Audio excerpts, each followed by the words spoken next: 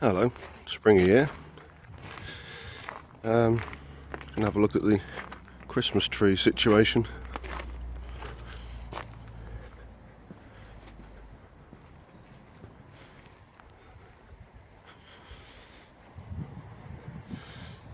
These are all trees that I've rescued from the people who've had them at Christmas and just wanted to chuck them out. These have got roots. This one's been here 2 or 3 years. This was actually in our house.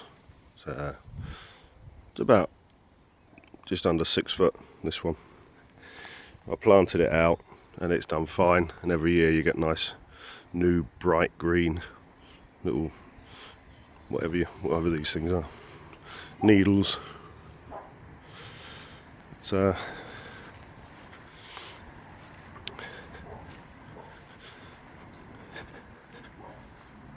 and down this end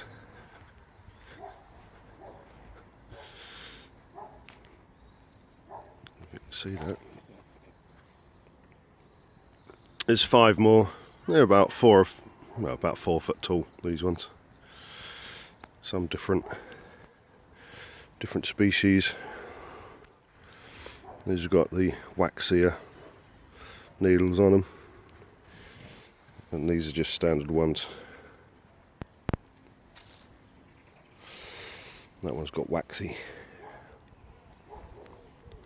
These have all got roots, and these are maybe 2 or 3 years now they've been in there. They won't really ever get any bigger. Excuse me.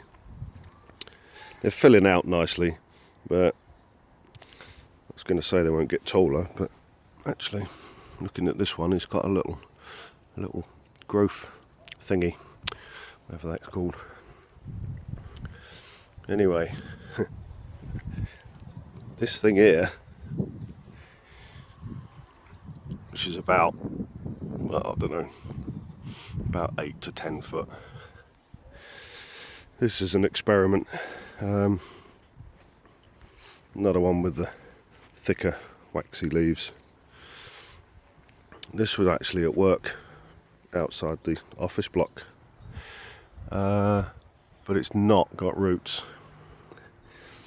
It was just sat in a bit of drain pipe tube stuck in the ground. It's been there since probably middle of December.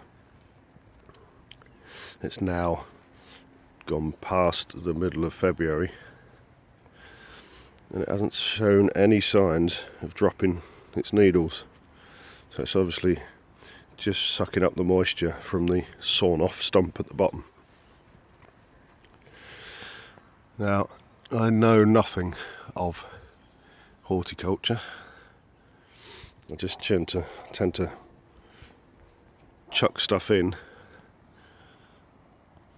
that's more sort of shrubs. All this up here I planted years and years ago.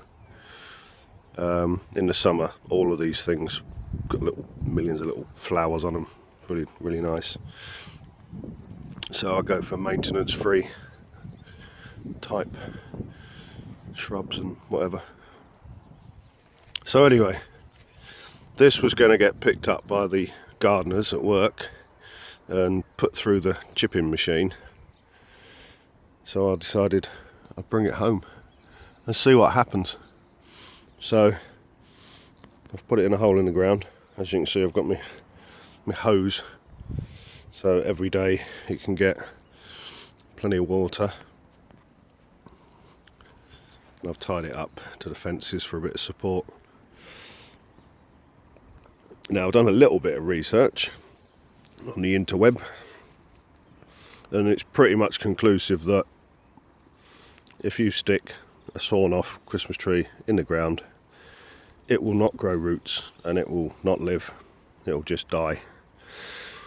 So anyway, it's an experiment, nothing to lose. If it lives, it lives. If it dies, well, she was going to get chopped up into mulch anyway. But I'm hoping, you never know, probably on a hide into nothing. So anyway, that's the Christmas tree situation. And what I've decided is all of this, which all I ever do is mow it, because it's just a silly bit of land. I haven't got time to mess with it. This bit I use as the actual garden, and when all of this hazels in the spring and summer, it's all just a nice green solid border. It's really nice. So this is all the nice bit of the garden, and this bit, literally, I just mow it just to keep down everything. Planted loads more hazel this side probably 2 years ago, and they've just started to take off, so that'll make this border. And some of my hazels I've moved to this side to try and get a nice border down this bit. But anyway, what I've done here, all of this, is I've spread a load of wild meadow flower seeds. Unfortunately not enough. I got like a kilo, which literally did probably not even 2 meters down that edge, and maybe 1 meter down that edge. So I need to get a load more and do it all, and hope it takes. I've done this area with some slightly different, a mixture of meadow grass and poppy and some other stuff I can't remember the names of.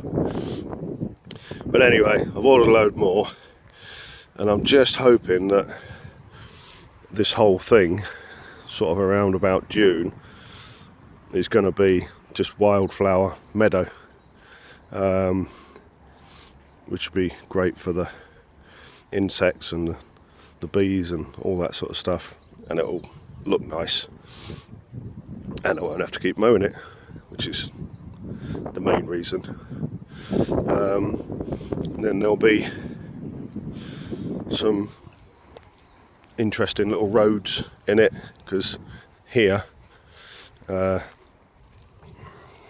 some fingers, I leave a gap here, and there's one further down, which is where we get the little lawnmower tractor thing, and it all goes down to the bottom, because I'm sloping all the way down, but Gary's bit there is like 4 steps, so we come around here to get to the bottom of Gary's bit.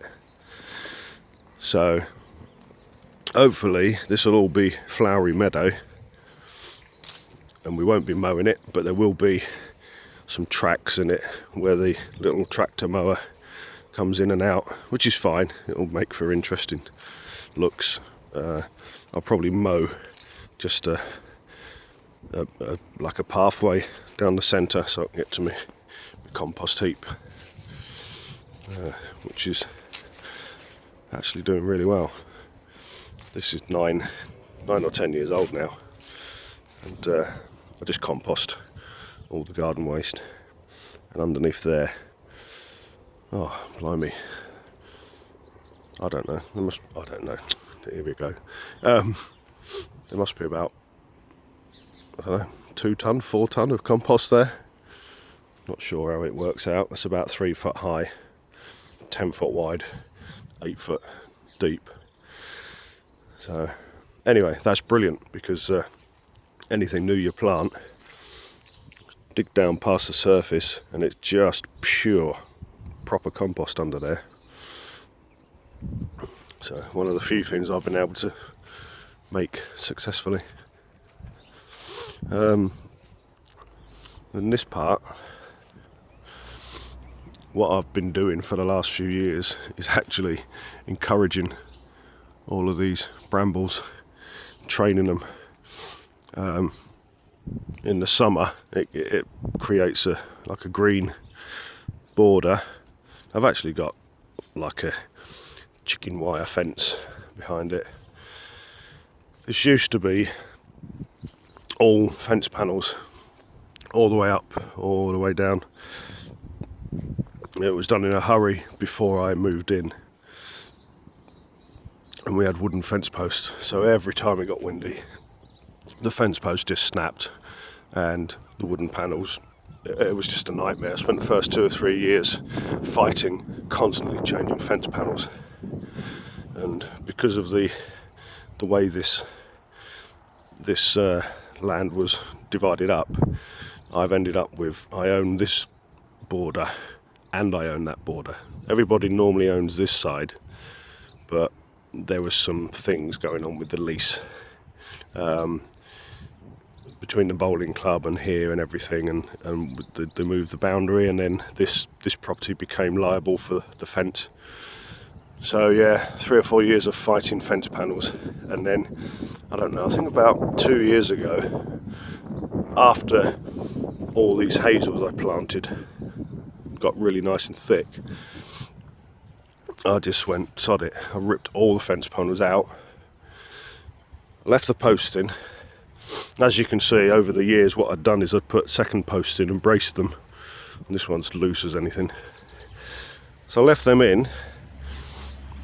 Got a load of chicken wire just as a temporary barrier, and then in the summer you can only see the hazel, which I have to keep trimmed about twice a year, because these are proper hazel trees, so if you leave them they'll grow to probably 30-40 foot high, so which is quite fun.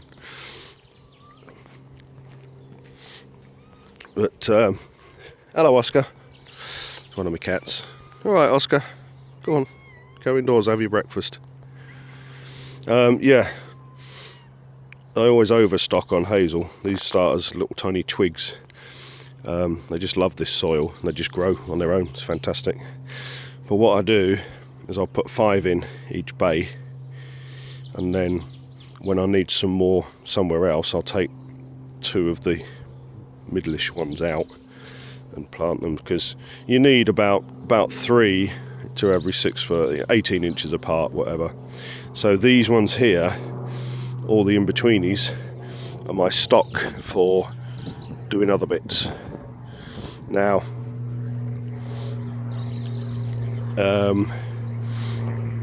if you have them too close together like they are now, it actually stunts these a bit, and I'm running out of time to actually take these ones out and put more. That section from there to the back, there's none in, so really I need to, before March hits us, I need to get these in-betweenies out, stick them over there, because they won't take after, well, as soon as you hit springtime and the little buds are opening, that's it, you've lost your opportunity. You've got to do it after the leaves are dropped up in autumn, or before the buds start opening. So anyway, that was a huge waffle, 13 minutes. Anyway, we'll keep you updated, and hopefully in June, July, I'll be doing a video and all this will be glorious, beautiful poppies and wildflowers and everything. But you know, who knows, I may just have supplied a couple of kilos of bird food because they're going to find it and pop down. Anyway, thanks very much for watching. Sorry it's been a really long one. It was only going to be about a minute. Thanks for watching. I've been Springy. Be good. See you later.